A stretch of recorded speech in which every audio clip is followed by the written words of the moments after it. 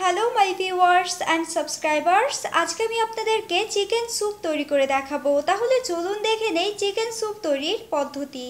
এখানে আমি হাড় সহ 2 পিস মুরগির মাংস ভালো করে ধুয়ে নিয়েছি।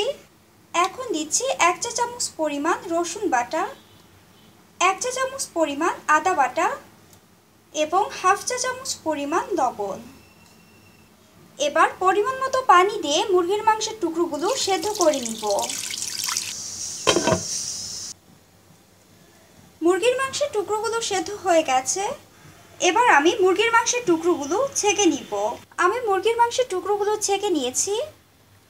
ছেঁকে নেওয়ার পর যে পানিটা থেকে গেছে সেই পানিটা আমি ফেলে দিব না, এই পানিটা পরবর্তীতে আমার স্যুপ তৈরিতে লাগবে। এবার সেদ্ধ করা মুরগির মাংসের টুকরোগুলো হাত দিয়ে ছিঁড়ে নিব।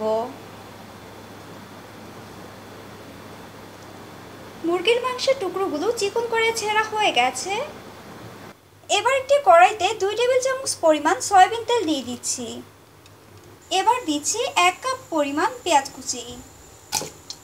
এবার পেঁয়াজটাকে কিছুক্ষণ ভেজে নিব।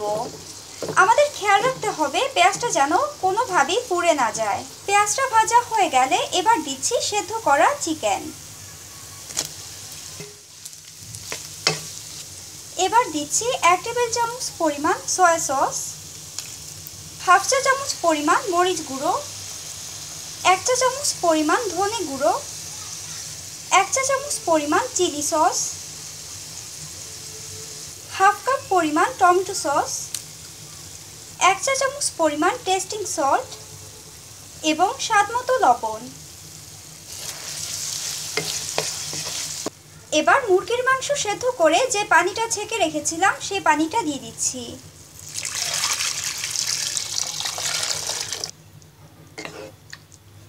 এবার ঢাকনা দিয়ে ঢেকে 20 থেকে 25 মিনিটের জন্য রান্না করব। 25 মিনিট পর্যন্ত স্যুপটাকে রান্না করার পর এবার দিচ্ছি 2 টেবিল চামচ পরিমাণ হোয়াইট ভিনেগার। এখন দিচ্ছি 1 চা চামচ পরিমাণ লেবুর রস।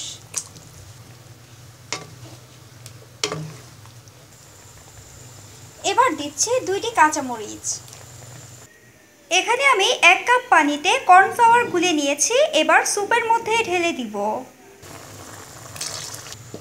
কর্নফ্লাওয়ার দেওয়ার পর খুব ঘন ঘন নাড়তে হবে। কর্নফ্লাওয়ার দেওয়ার পর আপনারা দেখতে পাচ্ছেন স্যুপটা ঘন হয়ে এসেছে। এখানে আমি একটি ডিম ফেটে নিয়েছি। এবার ফেটানো ডিমটাকে স্যুপের মধ্যে ঢেলে দিব। ডিমটা স্যুপের মধ্যে খুব অল্প অল্প করে মেশাতে হবে এবং ঘন ঘন নাড়তে হবে। চিকেন স্যুপ তৈরি হয়ে গেছে। এবার আমি চুলা থেকে নামিয়ে পরিবেশন করব। সো ভিউয়ার্স, হয়ে গেল আমার চিকেন স্যুপ তৈরির রেসিপি। আশা করি আপনাদের আমার রেসিপিটি ভালো লেগেছে। আমার রেসিপিটি যদি আপনাদের ভালো লেগে থাকে তাহলে অবশ্যই লাইক করবেন, শেয়ার করবেন এবং কমেন্ট করবেন। তাহলে আজ এ পর্যন্তই। আরেকদিন আপনাদের জন্য নিয়ে আসবো আরেকটি নতুন রেসিপি। ততদিন পর্যন্ত ভালো থাকুন, সুস্থ থাকুন আর আমার চ্যানেলটি অবশ্যই সাবস্ক্রাইব করুন। তাহলে আমার সব রেসিপি আপনাদের ওয়ালে পৌঁছে যাবে। সো প্লিজ সাবস্ক্রাইব রান্না রেসিপিস।